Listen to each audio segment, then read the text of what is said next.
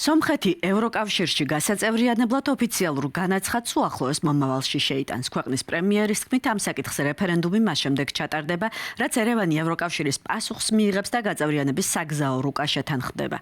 ნიკოლ ფაშინიანმა კოლექტიური უსაფრთხოების ხელშეკრულების ორგანიზაციაში ქვეყნის პერსპექტივაზეც ისაუბრა და თქვა, რომ უახლოესი 5 წლის განმავლობაში ოდეკაბეს ფარგლებში საქმიანობის გააქტიურებას არ აპირებს. მოსკოვს კი მოუწოდებს სომხეთის რკინიგზის ერთ-ერთი მონაკვეთის საკონცესიო უფლებები მესამე ქვეყანას გადასცეს, რადგან რუსეთის მონაწილეობა ერევანს საერთაშორისო სარკინიგზო ქსელებში ინტეგრაციას უზღუდავს. ეს მორიგი მკაცრი განცხადება იყო კრემლის მისამართით. ტრადიციული მოკავშირე ნელ-ნელა რუსეთს ჩორდება და ამ ფონზე უფრო და უფრო ძლიერდება მისი პროდასავლური კურსი.